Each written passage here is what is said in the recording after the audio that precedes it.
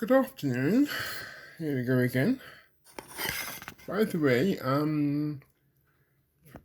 if it would notice, I'm wearing one of those T-shirts that that cinematic sound put out. Unfortunately, the wash has. I've had it for a while, so some of the writing's faded. Anyway, I'm gonna wear this for a taping occasion. Okay, so here we have the epic cassette release of the soundtrack for Free Willy, which led to a bit of chuckling in the cinema when I saw the trailer. Because the trailer came on before, I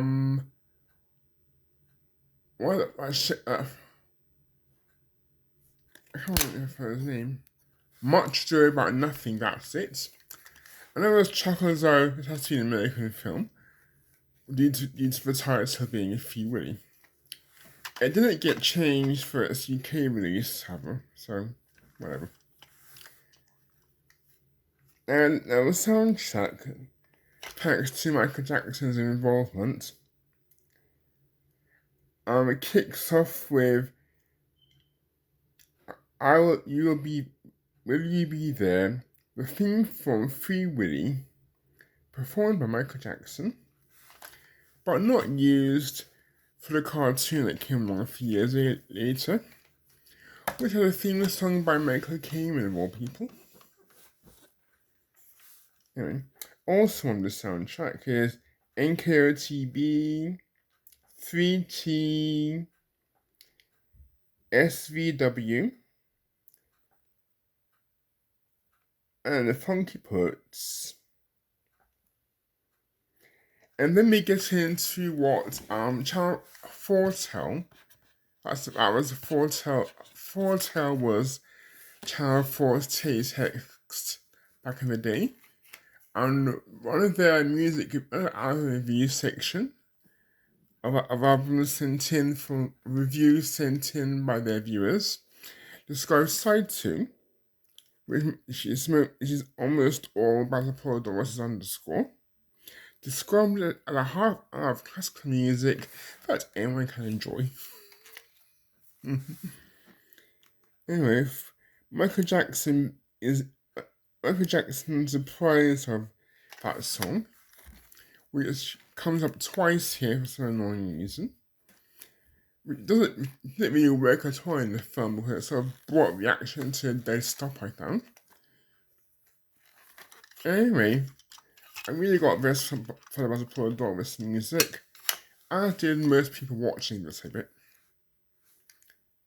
I really would love to get a score album of just Poledouris' music, but I don't know if the Jackson estate would look kindly on that.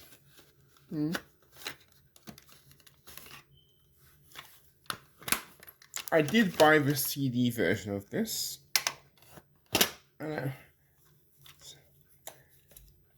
of this as well, of his score from Hot Shots Part Deux.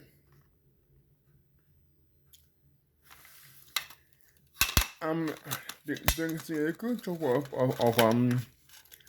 of invoking Jay Garcia's music for Rambo First Blood Part 2 without being liable of being sued over it. And you're also getting some music interpolated.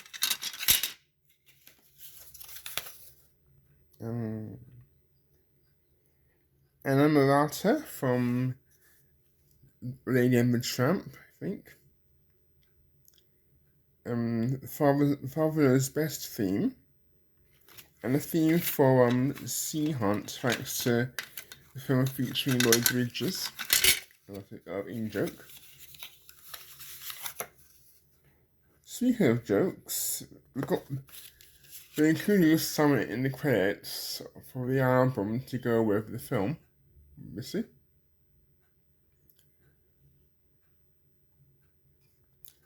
Although to be put honest, the best album inject that was on the soundtrack was when the Zimmerland set of the Naked Gun movies included the Wheel Records gag from the film.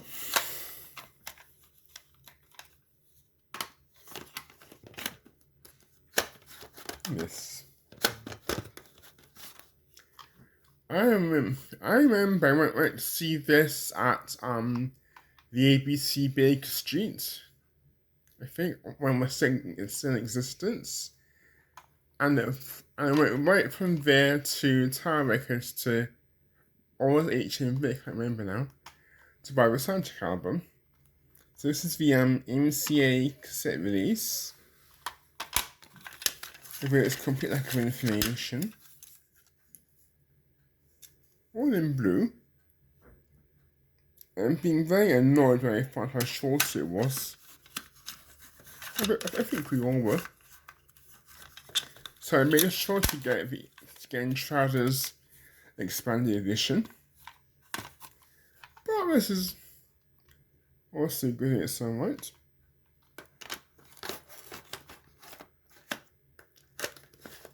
Staying with Poledouris' fondness for animals, his music for Paramount's Lassie version in the 1990s. It's not the most memorable stuff, but it's nice. Lassie. And then there's On Deadly Ground, a disastrous movie that I went to see in a cinema. Or actually, I paid to see the movie in the cinema. It was awful. It's so sad to think that he scored more than one film for Steven Seagal. He's started the Siege 2. It's a pity he couldn't on the Siege 1 as well. But anyway, the music is the best thing about the film by a long, long way. And thanks for this band for doing a deluxe edition release of this.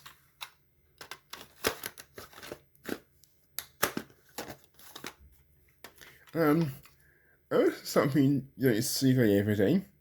It has a cassette release from Entrada. I've never seen one of those. I don't know. Is this the only thing we've released on cassette? I've never seen any others. Oh.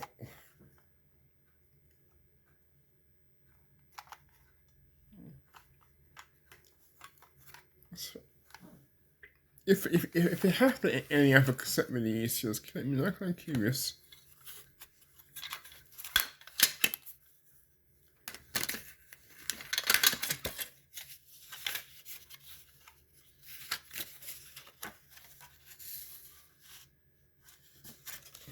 Oh, I still had to write down the running times inside the thing. Anyway, didn't much care for the movie, which I went to see in Barbados on double bill with Conan the Destroyer, as mentioned yesterday. But I certainly like the music. Reuniting Basil Poledouris with his Lonesome Dove director, Simon Windsor. And then and of course they also did went on to do Free Willy. That was a pretty good relationship, I'd say. And then of course Majestic Robocop. This is the UK release that very sad band licensed to TER Records.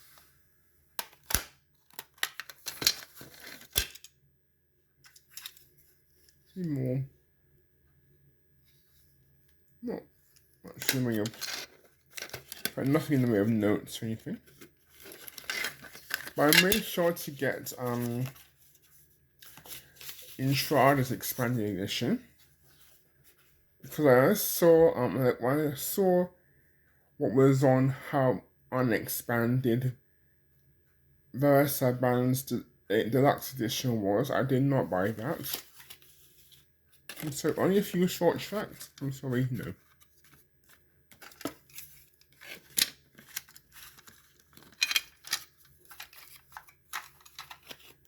There's more of the stuff.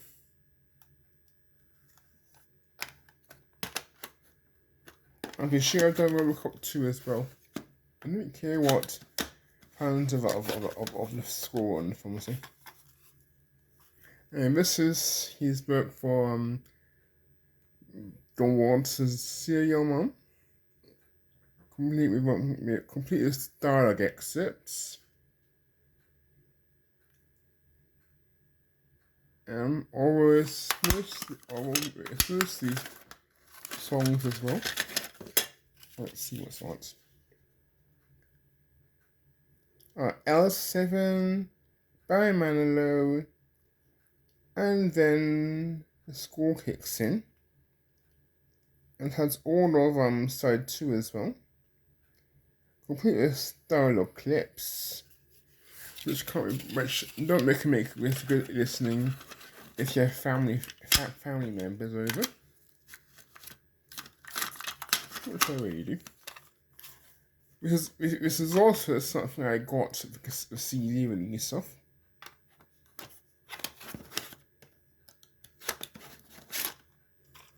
Then the cassette release of the Summer Lovers soundtrack, which has a couple of Poledouris cuts in it.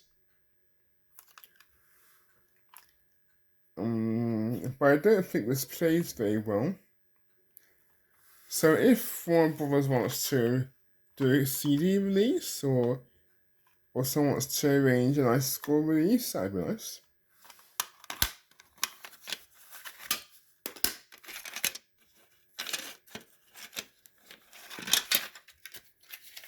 As you expect from Warner Brothers Records, there's not much in the way of packaging.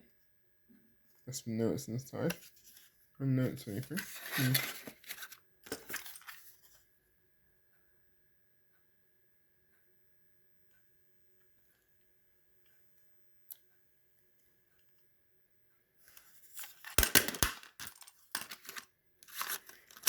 Yeah, this is. I think someone is saying.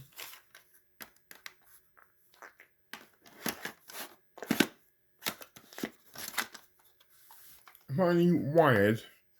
Music for that dreadful Jim Belushi biopic, which is mostly electronic synth score, because featuring all the songs from the motion picture plus selections from the initial score by Basil. It's not a great listen, to be honest.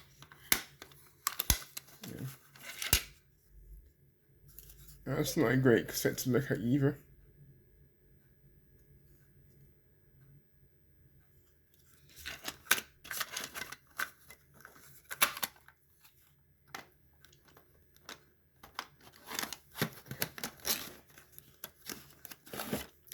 Okay, getting into Rachel Portman now.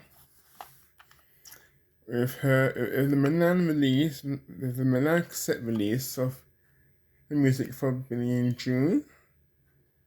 We featured this during Debt before he fell in with Tim Burton.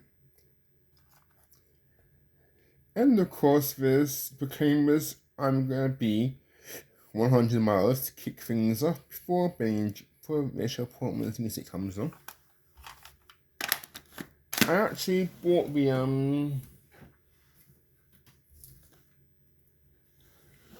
CD reissue of this a few weeks ago, so that's the upgrade taken care of. Another of Portman's projects, Where Angels Fail to Tread, which was soundtrack on Virgin. And this does not ring a bell, because I have played this for a while now. Or probably not since I got it. Due to, not really. Just remember how the way I'm wired. Let me just dip into part an hour and play it.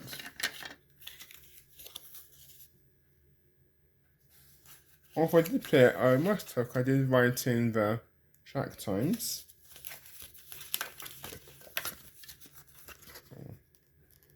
Here. Well, let's see. It's a film with. I think it's set in Italy. I assume. Hey. Produced to London Weekend Television.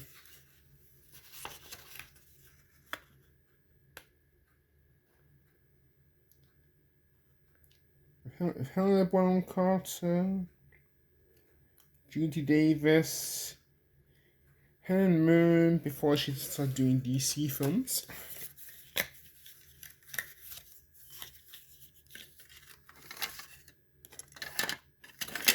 I think it's probably costume drama.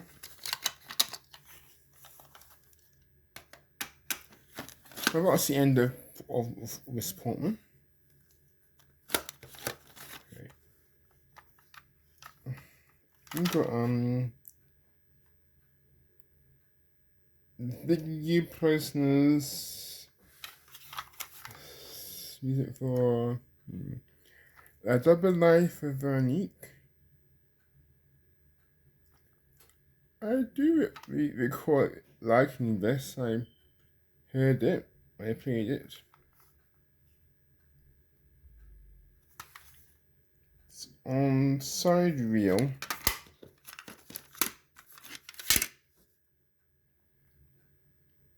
Here's the French label. Oh, sorry.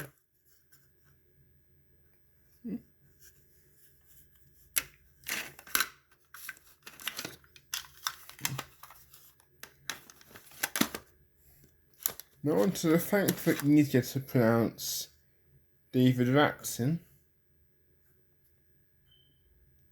With this double bill on the Fox Classic series. With David Raxon's Laura on side 1. And Bert Herman's Jane Eyre. That's the bill pairing.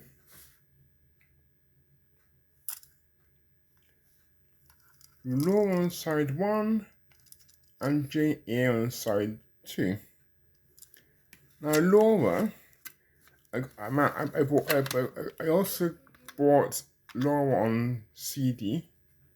I think it was the Queensland expanded release.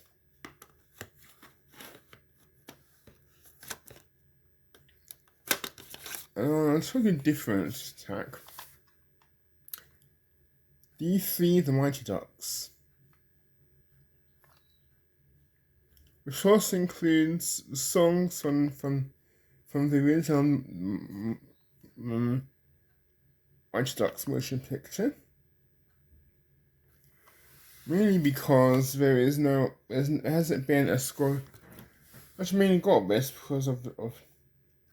because there is yet to be an actual score release of David Newman's music for the first Mighty Ducks. I don't think there's even a soundtrack album of it. Okay.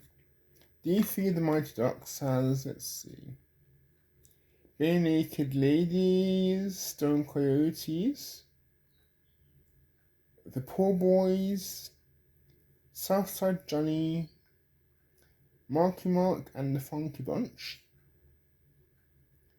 Dr. John, Queen, The Outfield, and some of J.C. Redford's music for the movie, using David Newman's thematic material. I don't believe I've seen this because I didn't like the first Mighty Ducks. I didn't want to see it for any other movies. I did enjoy the cartoon series. It's infinitely better than the movie. Also,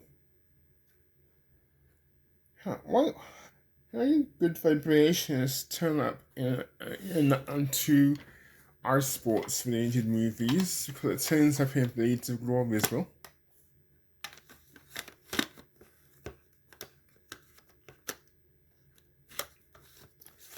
Here we go. Staying with J.C. Redford with Northern Company.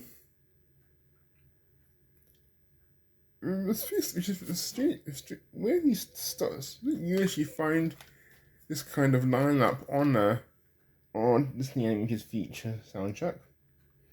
Hugh Lewis, Big Joel, Ruth Pointer, Bette Midler,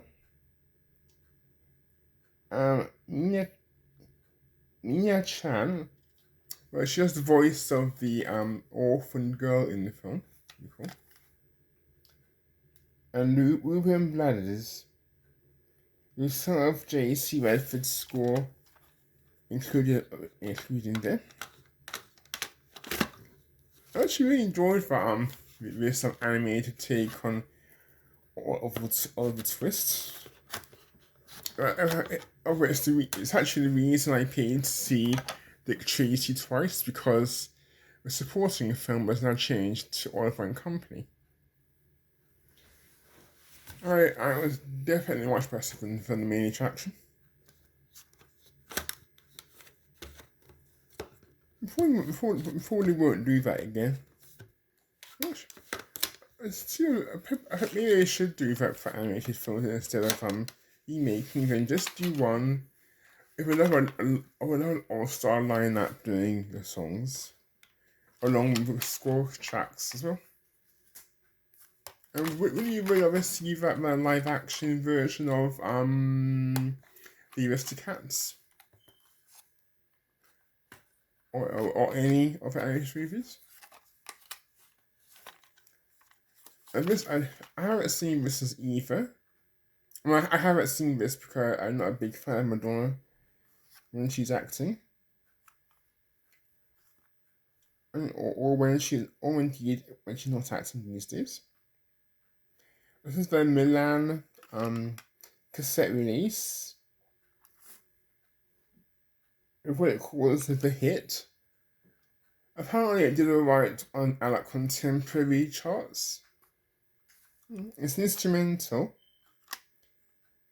but the music isn't. There's not much to talk about home about. On the other hand, I did rather like this. His music for this. Also much better movie as well. So working in some of the Gilbert and Sullivan tunes. Also, punning track title alert. Track one on side one. Track on side two is called "The Greenhouse Affect." Yeah.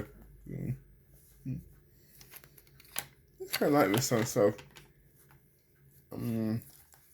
Jerry Goldsmith meets Christopher Young, via Howard Shore for Silence of the Lambs music for this. Oh, it's the Hollywood Records cassette. And staying with grandmother,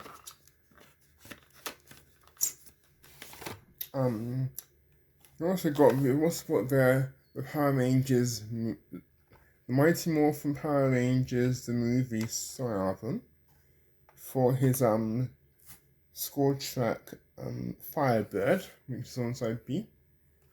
After all the 1990s tunage. Red Hot Chili Peppers,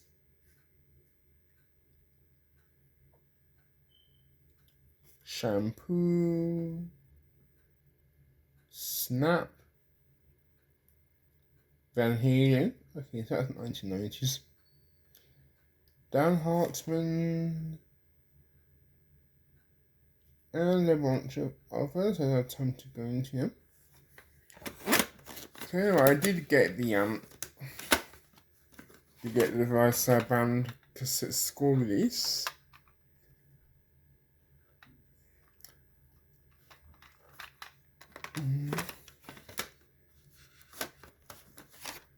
And the only cash advertisements that counts.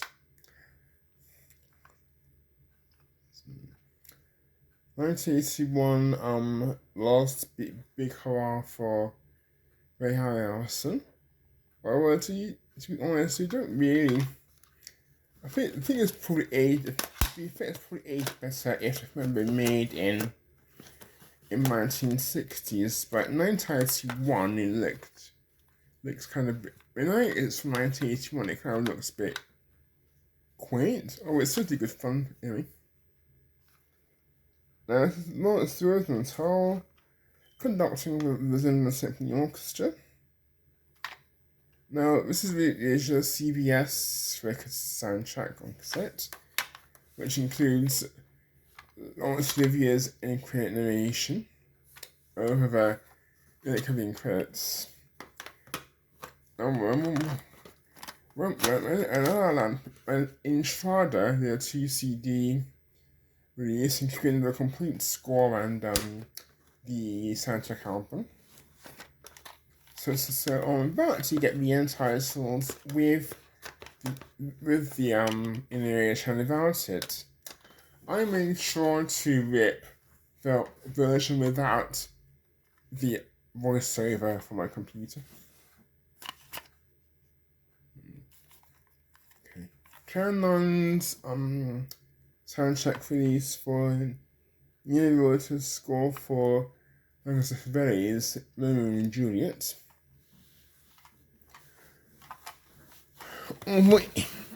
If you listened to Chris Miles' Radio 1 show, you probably can feel familiar with the love theme with this. It was used as the sad music all the time on the show, which I greatly appreciated. Also, if all the character gets, he just deserves some credit for playing some of Jerry Goldsmith's Star Trek music to indicate Star Trek is on the menu.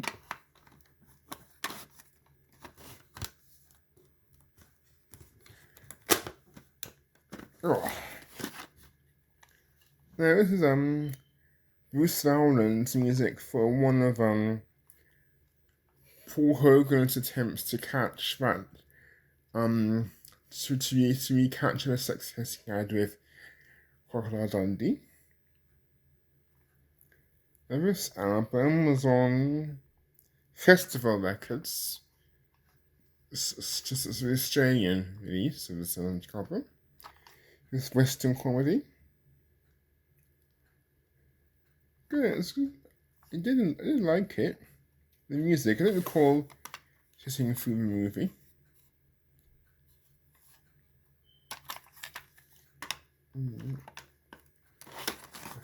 But I did see this movie here. After Rubinstein doing the music for the very entertaining The Hard Way. Which also includes One Around Sue and Big Girls Don't Cry. This is the very sad band cassette release along with the movie. It's actually underappreciated movie when it came out as well. Although the thing about with John Wood, James Wood's character, I'm gushing about how much he loves Mel Gibson to get a rise out of Michael J. Fox's character, is really ew today when you look how they both turned out.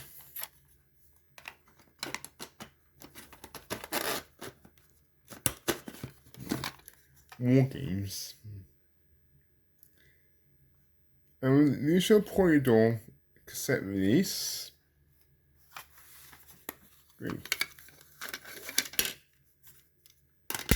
From the time when you're warned that see the thing there? It says that home taping is killing music and it's illegal. Seems quaint now, doesn't it? This cassette release from Paul also has some clips of dialogue on here, but not much. And we don't get in the way, so it could have been this. Anyway, Uncharted did an expanded score release, and Quartet did that anniversary release pairing the soundtrack album here with the original score, and I've got that one there in the cabinet.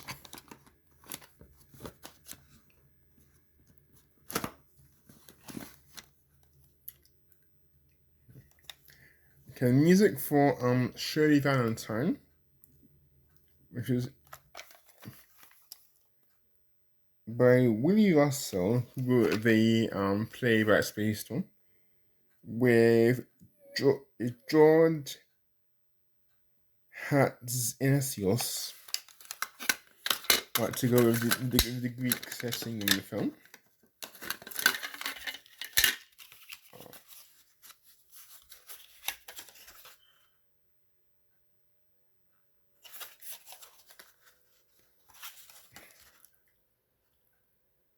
And there's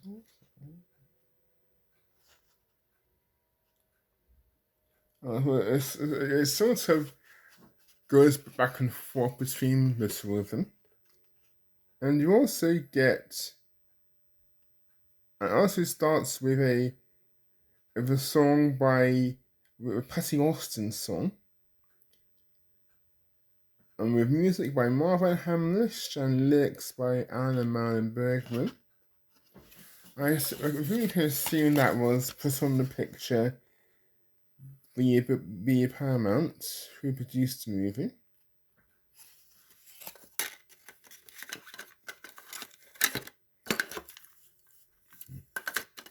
This is Silver Screen, by the way.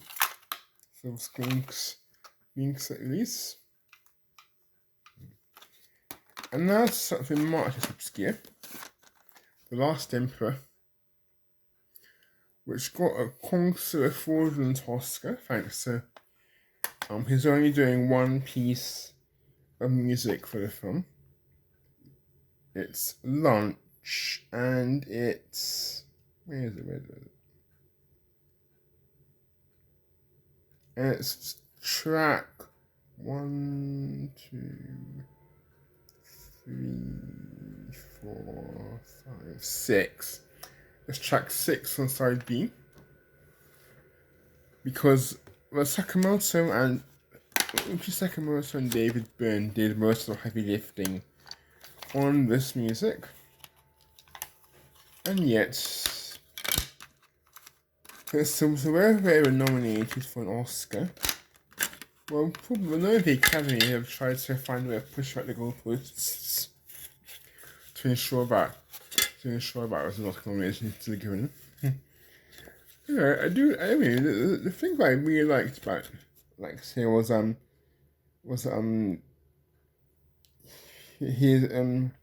David Byrne's main task of music, which is heard on the first track on side B. and Sakamoto's own Lost Emperor theme music. And someone called Hans F. Zimmer is Curtis's music associate. Ask if we're even then. But anyways, I'm really liking the music and the film. Virgin cassette release, so I made sure to get the CD released for.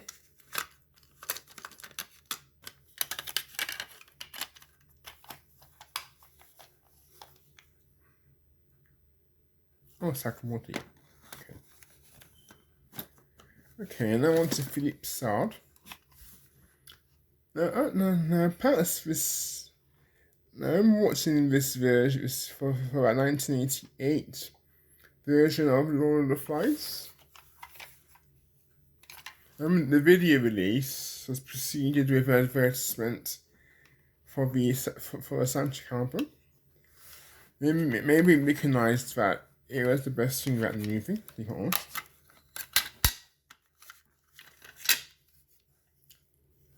Not much nice packaging as usual. But it's worth a listen if I haven't heard it before.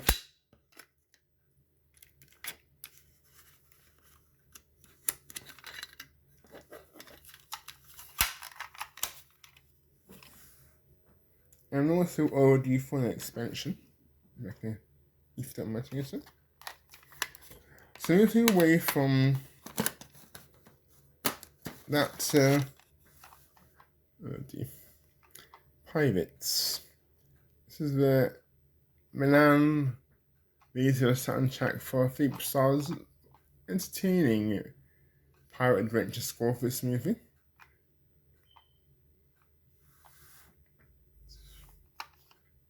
Which Crypts the Land gave an expanded release to, which I bought that. Thank you. Okay, returning to Rich Sakamoto. In which case I changed, got the order of this wrong in this cassette block. Has to be correct, right?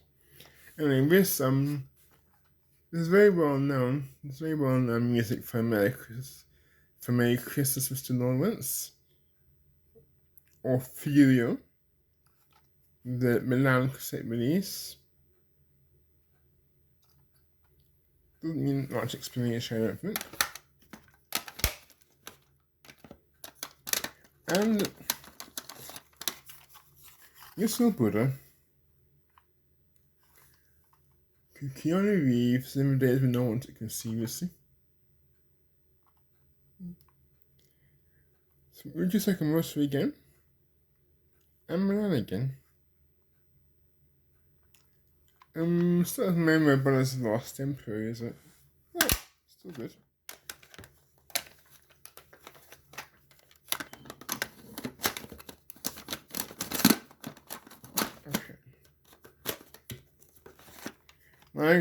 This is one of those ones I got in one of those Soho record stores.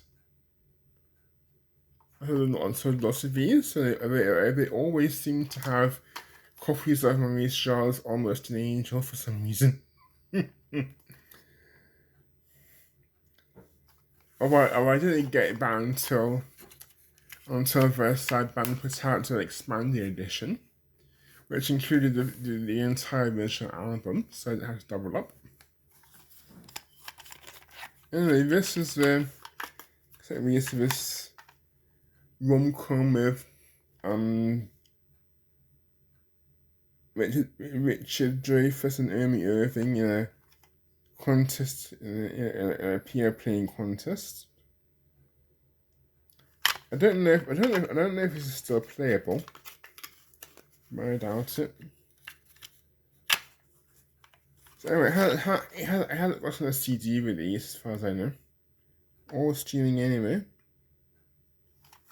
But I think I liked it when I played it, when I heard it last time.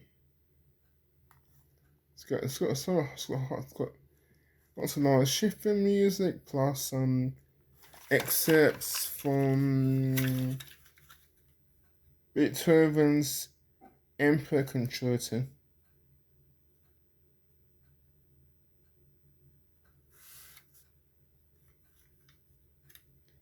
and Prokofiev's Piano Concerto, number 3. Okay, moving on to our shift frame that does not have classical music on it. Let's go for that third with Pierce Brosnan as a Russian spy, and Michael Caine as a novel. That's by trying to prevent a nuclear bomb going off in somewhere in northeast of England. Very cool, I think. Yeah, this is the DRG cassette release that came out in the US. Good entertaining music. Which reminds me if I never got to score any of the Mission Impossible movies. Anyway. Staying with Pierce Brosnan movies, this is John Scott. John Scott's music for The Deceivers on RCA. And I suspect it wasn't subdued.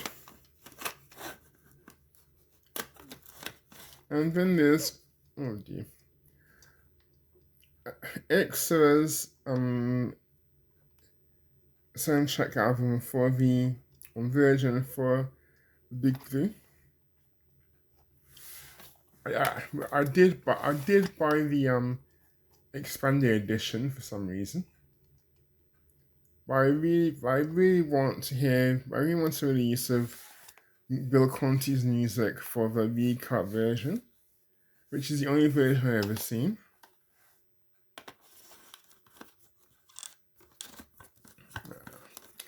And to wrap it up, the soundtrack album for the Addams Family, the 1990s movie that came out on Capitol Records. This thankfully doesn't include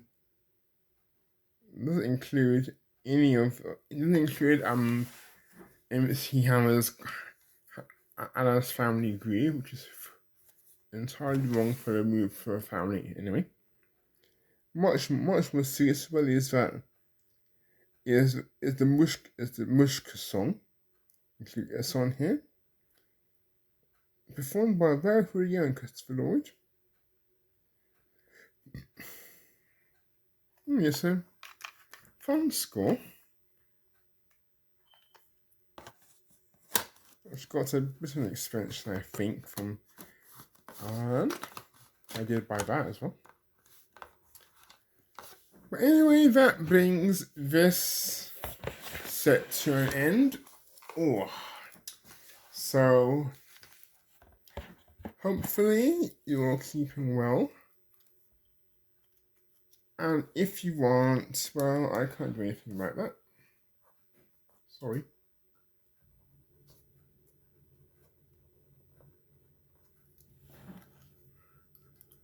Okay, please stay warm if you're in a part of the world that's prone to cold temperatures. And I suppose I have to do an unboxing video eventually. So if I do, you'll probably see it on this channel. So I'll be take care and enjoy the music. Oh, by the way, this is one I'm now playing if you're interested. I'm going to play disc 2 later on today, because I played disc 1 yesterday. Extremely good it was too. Alright, ciao.